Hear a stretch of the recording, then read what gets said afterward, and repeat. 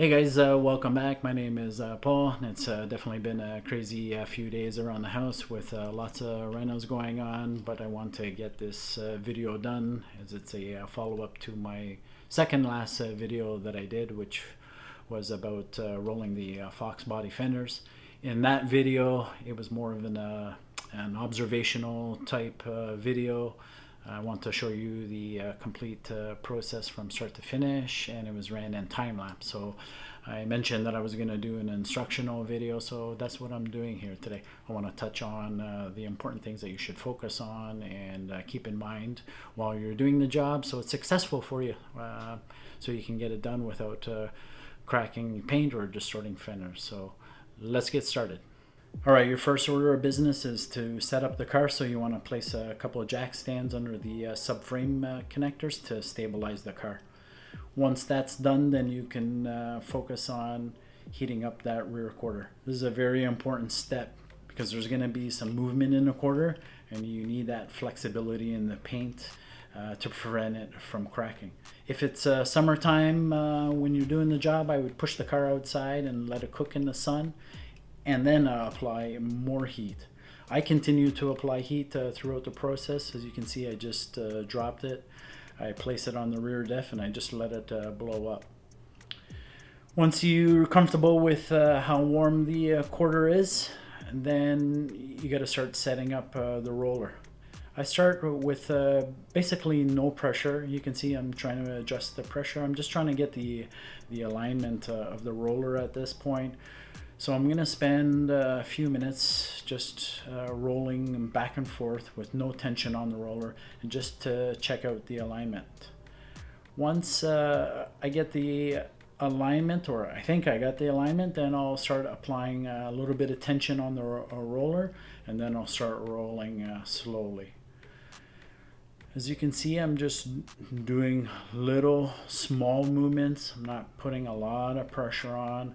I can tell there's not a lot of tension on the roller at this point. I've just started the job, and I'm still basically ensuring that the alignment is good. If the alignment's not good, the roller can easily slip off towards you, or the roller can fall off away into the car or out of the car and can scratch it. So you got to be very careful that doesn't happen.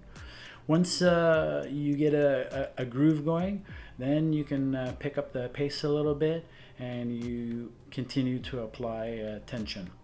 This was another notch that I had, and this is a little further into the job, but as you can see, the closer you get to your moldings, the tougher the metal is there. So you're gonna need to lean into it a little bit, and so don't be afraid to apply pressure.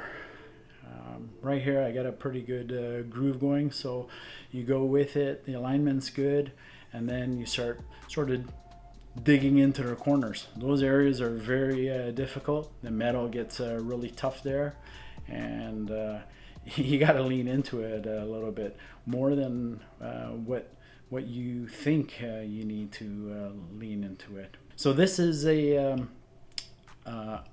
my buddy's car, Gary. I did his quarters. I don't have good video, but I was asked quite a few times to provide some before and after pictures, so you can see his car came out awesome. I was able to get those folded basically completely right up. He was running a really big tire there. I believe that was a 325, and it was just touching when the car would squat. So we rolled the fenders for a little bit more clearance, and it came out perfect. So that's basically the job in a nutshell. If I was to summarize those key points, I would say number one, make sure your car is nice and stable for you, because you're going to be applying some pressure to the roller.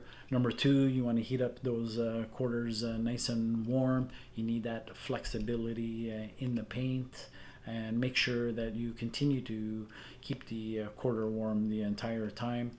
Number three, spend some time before you start really leaning into the roller. Spend some time on the alignment of the roller, making sure it stays on the quarter itself. Number 4, take your time. You got to be patient here. Can't get frustrated.